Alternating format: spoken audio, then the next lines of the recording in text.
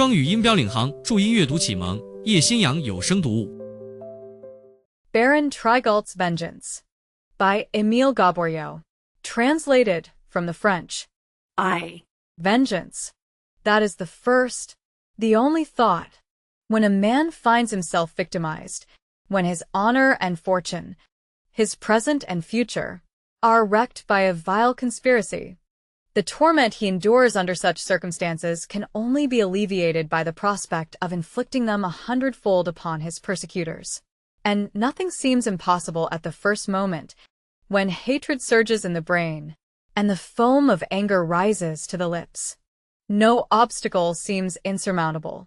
Or, rather, none are perceived. But later, when the faculties have regained their equilibrium, one can measure the distance which separates the dream from reality, the project from execution. And on setting to work, how many discouragements arise. The fever of revolt passes by, and the victim wavers. He still breathes bitter vengeance, but he does not act.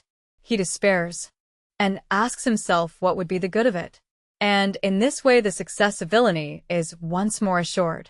Similar despondency attacked Pascal Ferrilleur when he awoke for the first time in the abode where he had hidden himself under the name of Momjan. A frightful slander had crushed him to the earth. He could kill his slanderer. But afterward, how was he to reach and stifle the slander itself? As well try to hold a handful of water, as well try to stay with extended arms the progress of the poisonous breeze which wafts an epidemic on its wings. So the hope that had momentarily lightened his heart faded away again, since he had received that fatal letter from Madame Leon the evening before. He believed that Marguerite was lost to him forever, and, in this case, it was useless to struggle against fate. What would be the use of victory, even if he conquered? Marguerite lost to him, what did the rest matter? If he had been alone in the world, but he had his mother to think of. He belonged to this brave-hearted woman, who had saved him from suicide already. I will not yield, then. I will struggle on for her sake, he muttered, like a man who foresees the futility of his efforts. He rose, and had nearly finished dressing, when he heard a rap at his chamber door. "It is I, my son," said Madame Ferrilleur outside. Pascal hastened to admit her. "I have come for you, because the woman you spoke about last evening is already here. And before employing her, I want your advice." "Then the woman doesn't please you, mother? I want you to see her." On entering the little parlor with his mother, Pascal found himself in the presence of a portly, pale-faced woman, with thin lips and restless eyes, who bowed obsequiously. It was indeed Madame Vanterson, the landlady of the model lodging-house, who was seeking employment for the 3 or 4 hours which were at her disposal in the morning. She said, it certainly was not for pleasure that she had decided to go out to service again. Her dignity suffered terribly by this fall, but then the stomach has to be cared for. Tenants were not numerous at the model lodging-house, in spite of its seductive title, and those who slept there occasionally almost invariably succeeded in stealing something. Nor did the grocery store pay. The few halfpence which were left there occasionally in exchange for a glass of liquor were pocketed by Vanterson, who spent them at some neighboring establishment, for it is a well-known fact that the wine a man drinks in his own shop is always bitter in flavor. So, having no credit at the butcher's or the baker's, Madame Vanterson was sometimes reduced to living for days together upon the contents of the shop moldy figs or dry raisins which she washed down with torrents of ratafia, her only consolation here below. But this was not a satisfying diet, as she was forced to confess, so she decided to find some work that would furnish her with food and a little money, which she vowed she would never allow her worthy husband to see. "What would you charge per month?" inquired Pascal. She seemed to reflect, and after a great deal of counting on her fingers, she finally declared that she would be content with breakfast and 15 francs a month, on condition she was allowed to do the marketing.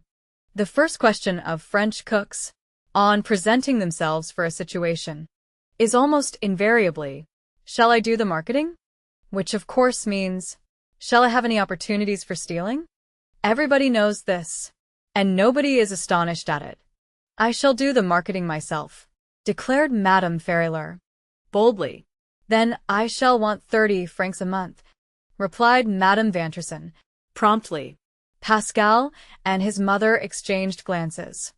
They were both unfavorably impressed by this woman, and were equally determined to rid themselves of her, which it was easy enough to do. Too dear, said Madame Ferrier. I have never given over 15 francs. But Madame Vanterson was not the woman to be easily discouraged, especially as she knew that if she failed to obtain this situation, she might have considerable difficulty in finding another one. She could only hope to obtain employment from strangers and newcomers, who were ignorant of the reputation of the model lodging house. So in view of softening the hearts of Pascal and his mother, she began to relate the history of her life, skillfully mingling the false with the true, and representing herself as an unfortunate victim of circumstances and the inhuman cruelty of relatives. For she belonged, like her husband, to a very respectable family, as the Momjans might easily ascertain by inquiry. Vanterson's sister was the wife of a man named Grelix, who had once been a bookbinder in the Rue Saint-Denis, but who had now retired from business with a competency. Why had this Grelix refused to save them from bankruptcy? Because one could never hope for a favor from relatives, she groaned. They are jealous if you succeed, and if you are unfortunate, they cast you off. However, these doleful complaints, far from rendering Madame Vanterson interesting, imparted a deceitful and most disagreeable expression to her countenance. I told you that I could only give 15 francs, interrupted Madame Ferrier. Take it or leave it, Madame Vanterson protested. She expressed her willingness to deduct 5 francs from the sum she had named, but more it was impossible. Would they haggle over 10 francs to secure such a treasure as herself, an honest, settled woman, who was entirely devoted to her employers? Besides, I have been a grand cook in my time, she added, and I have not lost all my skill. Monsieur and Madame would be delighted with my cooking, for I have seen more than one fine gentleman smack his lips over my sauces when was in the employment of the Count de Chalus. Pascal and his mother could not repress a start on hearing this name, but it was in a tone of well-assumed indifference that Madame Ferrier repeated, de Chalus? Yes, Madame a Count, and so rich that he didn't know how much he was worth. If he were still alive, I shouldn't be compelled to go out to service again. But he's dead, and he's to be buried this very day. And with an air of profound secrecy, she added, on going yesterday to the Hotel de Chalus to ask for a little help, I heard of the great misfortune. Vanterson, my husband, accompanied me, and while we were talking with the concierge, a young woman passed through the hall, and he recognized her as a person who some time ago was well no better than she should be. Now, however, she's a young lady as lofty as the clouds, and the deceased count has been passing her off as his daughter. Ah, this is a strange world. Pascal had become whiter than the ceiling. His eyes blazed, and Madame Ferrier trembled. Very well, she said. I will give you 25 francs, but on condition you come without complaining if I sometimes require your services of an evening. On these occasions I will give you your dinner. And taking 5 francs from her pocket, she placed them in Madame Vanterson's hand, adding, Here is your earnest money. The other quickly pocketed the coin, not a little surprised by this sudden decision which she had scarcely hoped for, and which she by no means understood. Still she was so delighted with this denouement that she expressed her willingness to enter upon her duties at once, and to get rid of her Madame Ferrier was obliged to send her out to purchase the necessary supplies for breakfast. Then, as soon as she was alone with her son, she turned to him and asked, Well, Pascal? But the wretched man seemed turned to stone, and seeing that he neither spoke nor moved, she continued in a severe tone, Is this the way you keep your resolutions and your oaths? You express your intention of accomplishing a task which requires inexhaustible patience and dissimulation. And at the very first unforeseen circumstance your coolness deserts you, and you lose your head completely. If it had not been for me you would have betrayed yourself in that woman's presence. You must renounce your revenge, and tamely submit to be conquered by the Marquis de Valorsay, if your face is to be an open book in which anyone may read your secret plans and thoughts. Pascal shook his head dejectedly. Didn't you hear, mother? He faltered. Hear what? What that vile woman said. This young lady whom she spoke of, whom her husband recognized, can be none other than Marguerite. I am sure of it. He recoiled in horror. You are sure of it, he repeated, and you can tell me this unmoved coldly, as if it were a natural, a possible thing. Didn't you understand the shameful meaning of her insinuations? Didn't you see her hypocritical smile and the malice gleaming in her eyes? He pressed his hands to his burning brow and groaned, and I did not crush the infamous wretch. I did not fell her to the ground. Ah! If she had obeyed the impulse of her heart, Madame Ferrilleur would have thrown her arms round her son's neck, and have mingled her tears with his. But reason prevailed. The worthy woman's heart was pervaded with that lofty sentiment of duty which sustains the humble heroines of the fireside, and lends them even more courage than the reckless adventurers whose names are recorded by history could boast of. She felt that Pascal must not be consoled, but spurred on to fresh efforts, and so mustering all her courage, she said, Are you acquainted with Mademoiselle Marguerite's past life? No. You only know that hers has been a life of great vicissitudes, and so it is not strange that she should be slandered. In that case, mother, said Pascal, you are wrong to interrupt Madame Vanterson. She would probably have told us many things. I interrupted her. It is true, and sent her away, and you know why. But she is in our service now, and when you are calm, when you have regained your senses, nothing will prevent you from questioning her. It may be useful for you to know who this man Vanterson is, and how and where he met Mademoiselle Marguerite. Shame, sorrow, and rage brought tears to Pascal's eyes. My God, he exclaimed, to be reduced to the unspeakable misery of hearing my mother doubt Marguerite. He did not doubt her. He could have listened to the most infamous accusations against her without feeling a single doubt. However, Madame Ferrilleur had sufficient self-control to shrug her shoulders. Ah, well. Silence this slander, she exclaimed. I wish for nothing better. But don't forget that we have ourselves to rehabilitate. To crush your enemies will be far more profitable to Mademoiselle Marguerite than vain threats and weak lamentations. It seemed to me that you had sworn to act, not to complain. This ironical thrust touched Pascal's sensitive mind to the quick. He rose at once to his feet, and coldly said, That's true. I thank you for having recalled me to myself. She made no rejoinder, but mentally thanked God. She had read her son's heart, and perceiving his hesitation and weakness, she had supplied the stimulus he needed. Now she saw him as she wished to see him. Now he was ready to reproach himself for his lack of courage and his weakness in displaying his feelings. And as a test of his powers of endurance, he decided not to question Madame Vanterson till 4 or 5 days had elapsed. If her suspicions had been aroused, this delay would suffice to dispel them. He said but little during breakfast, for he was now eager to commence the struggle. He longed to act, and yet he scarcely knew how to begin the campaign. First of all, he must study the enemy's position, gain some knowledge of the men he had to deal with. Find out exactly who the Marquis de Valorsay and the Viscount de Corolth were. Where could he obtain information respecting these two men?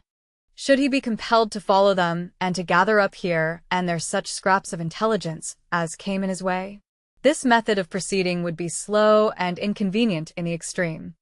He was revolving the subject in his mind when he suddenly remembered the man who, on the morning that followed the scene at Madame d'Argiles's house, had come to him in the Rue d'Ulm to give him a proof of his confidence. He remembered that this strange man had said, If you ever need a helping hand, come to me. And at the recollection he made up his mind. I am going to Baron Trigault's. He remarked to his mother, "If my presentiments don't deceive me, he will be of service to us." In less than half an hour, he was on his way. He had dressed himself in the oldest clothes he possessed, and this, with the change he had made by cutting off his hair and beard, had so altered his appearance that it was necessary to look at him several times, and most attentively, to recognize him. The visiting cards which he carried in his pocket bore the inscription, P. Momjan, business agent, Route de la Revolte. His knowledge of Parisian life had induced him to choose the same profession as M. Fortunate followed a profession which opens almost every door. "I will enter the nearest café and ask for a directory," he said to himself. "I shall certainly find Baron Trigault's address in it." The Baron lived in the Rue de la Villelevêque. His mansion was one of the largest and most magnificent in the opulent district of the Madeleine, and its aspect was perfectly in keeping with its owner's character as an expert financier and a shrewd manufacturer, the possessor of valuable mines. The marvelous luxury so surprised Pascal that he asked himself how the owner of this princely abode could find any pleasure at the gaming table of the Hotel d'Argilles. 5 or 6 footmen were lounging about the courtyard when he entered it. He walked straight up to one of them, and with his hat in his hand, asked, "Baron Trigault, if you please?" If he had asked for the Grand Turk, the valet would not have looked at him with greater astonishment. His surprise, indeed, seemed so profound that Pascal feared he had made some mistake and added, "Doesn't he live here?" The servant laughed heartily. "This is certainly his house," he replied, "and strange to say, by some fortunate chance, he's here. I wish to speak with him on business." The servant called one of his colleagues. Florestan is the Baron receiving. The Baroness hasn't forbidden it." This seemed to satisfy the footman, for, turning to Pascal, he said, "In that case, you can follow me." 2. The sumptuous interior of the Trigault mansion was on a par with its external magnificence. Even the entrance bespoke the lavish millionaire, eager to conquer difficulties, jealous of achieving the impossible, and never haggling when his fancies were concerned. The spacious hall, paved with costly mosaics, had been transformed into a conservatory full of flowers, which were renewed every morning. Rare plants climbed the walls up gilded trellis work, or hung from the ceiling in vases of rare old china, while from among the depths of verdure peered forth exquisite statues, the work of sculptors of renown. On a rustic bench sat a couple of tall footmen, as bright in their gorgeous liveries as gold coins fresh from the mint. Still, despite their splendor, they were stretching and yawning to such a degree that it seemed as if they would ultimately dislocate their jaws and arms. "Tell me," inquired the servant who was escorting Pascal, "can anyone speak to the Baron?" "Why?" "This gentleman has something to say to him." The 2 valets eyed the unknown visitor, plainly considering him to be one of those persons who have no existence for the menials of fashionable establishments, and finally burst into a hearty laugh. "Upon my word," exclaimed the eldest, "he's just in time. Announce him, and Madame will be greatly obliged to you. She and Monsieur have been quarreling for a good half-hour. And, heavenly powers, isn't he tantalizing?" The most intense curiosity gleamed in the eyes of Pascal's conductor, and with an air of secrecy, he asked, "What is the cause of the rumpus? That Fernand, no doubt, or someone else?" "No." "This morning it's about M. Van Clopen, Madame's dressmaker?" "The same. Monsieur and Madame were breakfasting together, a most unusual thing, when M. Van Clopen made his appearance. I thought to myself, when I admitted him, look out for storms. I scented one in the air, and in fact the dressmaker hadn't been in the room 5 minutes before we heard the Baron's voice rising higher and higher. I said to myself, phew, the mantua maker is presenting his bill." Madame cried and went on like mad. "But, Shaw, when the master really begins, there's no one like him. There isn't a cab driver in Paris who's his equal for swearing." and M. Van Kloppen. Oh, He's used to such scenes. When gentlemen abuse him, he does the same as dogs do when they come up out of the water. He just shakes his head and troubles himself no more about it. He has decidedly the best of the row. He has furnished the goods. And he'll have to be paid sooner or later. what? Hasn't he been paid then? I don't know. He's still here. A terrible crash of breaking china interrupted this edifying conversation. There, exclaimed one of the footmen. That's Monsieur. He has smashed 200 or 300 francs worth of dishes. He must be rich to pay such a price for his angry fits. Well, observed the other, if I were Monsieur's place I should be angry too. Would you let your wife have her dresses fitted on by a man? I says that it's indecent. I'm only a servant. But… Nonsense. It's the fashion. Besides, Monsieur does not care about that. A man who… He stopped short. In fact, the others had motioned him to be silent. The Baron was surrounded by exceptional servants, and the presence of a stranger acted as a restraint upon them. For this reason, one of them, after asking Pascal for his card, opened a door and ushered him into a small room, saying, I will go and inform the Baron. Please wait here. Here, as he called it, was a sort of smoking room hung with cashmere of fantastic design and gorgeous hues, and encircled by a low, cushioned divan, covered with the same material. A profusion of rare and costly objects was to be seen on all sides: armor, statuary, pictures, and richly ornamented weapons. But Pascal, already amazed by the conversation of the servants, did not think of examining these objects of virtu. Through a partially open doorway, directly opposite the one he had entered by, came the sound of loud voices in excited conversation. Baron Trigault, the Baroness, and the famous Van Kloppen were evidently in the adjoining room. It was a woman, the Baroness, who was speaking,